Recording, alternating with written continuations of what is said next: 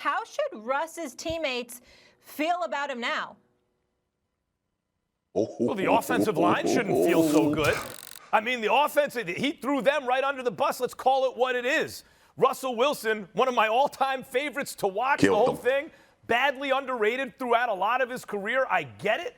But what he just said about his offensive line, and by the way, to my eye at least, it's been less true the last year or two, the O-line play, than it was, let's say, 3 or 4 years ago. Like when they traded Max Unger for Jimmy Graham, which they did because they felt like they wanted to bring in a weapon for Russell Wilson, even if it was misguided the way they were thinking about it. They were actually trying to, hey, we're not going to re-sign all the defensive guys because they're getting older and they're going to age out of their prime. We're going to base it on Russell Wilson because Russ can cook and he's going to be a first ballot Hall of Famer eventually. We believe that. Maybe before it was totally obvious that was true. And here are the keys, Russ. And here's a tight end who's more like a wideout, and we're going to trade our center for him, right? Well, the offensive line fell apart. Like, they had a philosophy in Seattle that they could just draft guys and get guys off practice squads, whatever, and coach them up on the O-line. They realized that was wrong because he was getting killed back there. But in the last couple of years, they invested a little more resources into the O-line, at least to my eye. The O-line's played better than it did, let's say, 3 or 4 years ago. They're running the ball better. They're protecting Russ a little bit better. He threw him under the bus. And you know what, Foxy, as Marcus calls you, do you know what Russ is really saying with all this? The Seattle Seahawks are one of the better run teams in the league, just like Russ is one of the better quarterbacks. But Russ ain't the best quarterback.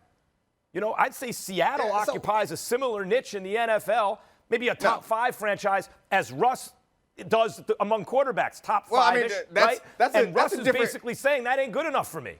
That's a different conversation, but I think you're wrong about that too, because the scarcity of quarterbacks and the difference between Russ and other quarterbacks is a lot different than the Seahawks and other organizations. So he's more unique, he's more hard to find, he's more special than Seattle is, as well as they've been run throughout the course of the Pete Carroll regime. But I would say that we're being a little unfair to Russ. Like, I rewatched the interview on the Dan Patrick Show this morning where he said those things that we all took and we blew out of proportion, like he was being so disrespectful. The first thing he said was, when Dan said that you were getting hit a lot, the first thing he said was, I hold on to the ball for a long time. He went from there to then complimenting some of his offensive linemen and then saying, yes, I get hit a lot and I would like to be a part of the decision-making process for bringing in more offensive linemen. Like, what he said was not like wholly disrespectful. It was an honest assessment of the situation. And I also think that we have to give the quarterback some level of leniency, which is not something that I normally want to do because I'm a DB and quarterbacks get on my nerves and they get all the credit and all the rewards. But let's be honest.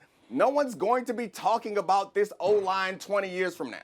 No one is going to care about their legacy. No one's going to care about what they've accomplished. The pressure is on Russ because 20 years from now, 30 years from now, we're going to look back on his career and determine where he ranks in this pecking order. That is why he is being harsh on Seattle, and that is why he is being harsh on his teammates. And I don't even think it's that harsh, but that's the reason he's doing it, because he's the one. He's the guy that we're looking at. Like, I'm not a quarterback, and I understand that life is different for them. There's a different way that we measure them than we measure everybody else. So no one's going to care about everybody else's accomplishments. We're going to count Russell's championships. We're going to count Russell's passing titles. We're going to count those things. That's why he is putting the pressure on the Seahawks, because the Seahawks are nowhere near as special as Russell Wilson is. And that's fair. I don't love Russell Wilson, but everything I just said right there is true. In regards to being disgruntled with moves that the franchise has made, or you don't feel like you're being protected enough. Yeah, if I'm his teammate, I don't like what Russ is doing. I am looking at him a little different, especially if I'm the offensive line. Foxy, it ain't no way like giving them a compliment and then saying that I need to be protected better is basically saying these guys letting people through to hit me. Like, I took that the right way based on that interview. Russ also holds the ball too long as well, which he acknowledged. But I don't think you do it publicly. I think they have enough respect for him to say, hey, guys, we got to get this fixed. We can't let guys through, fix the leakage. But you don't go on national radio and say nothing like that. Like, you've been in the dynamics of a locker room. It ain't about trying to appease to every feeling, but whatever guy you turn off, or if you turn off 2 or 3 guys, that becomes an issue. And then I look at the Seattle situation. Like, I get it. I'm not in there. I'm not in the inner workings. I don't know why or what Russ has a problem with, but I know Seattle signed, I know they drafted DK Metcalf, and I know what type of season they had. I know Tyler Lockett has been there. I remember when Marshawn Lynch was there and it was a really good run game and Russ had opportunities to operate at a very high level. I know Russ is going to be a Hall of Famer. We consider him a top 5 quarterback. Like, he's been in Seattle, and all of these accomplishments have come from him being in Seattle. So I really want to know, and this is not to fight either one of y'all. Russ, tell us what the problem is. It's in a roundabout way of explaining. But from the outside looking in, Dom and Max, what has Seattle done so wrong? I need to know, because I don't see it. It seems like contenders.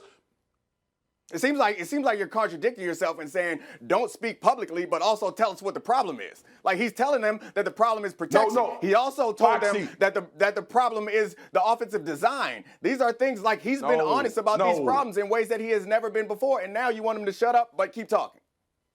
Bro, seriously, Dom, we can talk about a franchise publicly. We're not going to talk about our guys in the locker room. You know the difference in that dynamic. He ain't named no names. He said, I hold on to the ball too long. He said, I hold on to the ball too long, and they need to protect me more. Like, that doesn't seem... Well, hold on. We see this differently. Dom, he said, I hold on... One sentence. Dom, he said, I hold on to the ball too long. Max. If you are in the NFL and that hurts your feelings, that's it. That's it. If you can't get over that, He said he holds on to the ball too long, Dom. I just checked because I wanted to make sure I was remembering it right. He said, I hold on to, but sometimes when I do that, it results in touchdowns. Thanks for watching ESPN on YouTube. For live streaming sports and premium content, subscribe to ESPN+.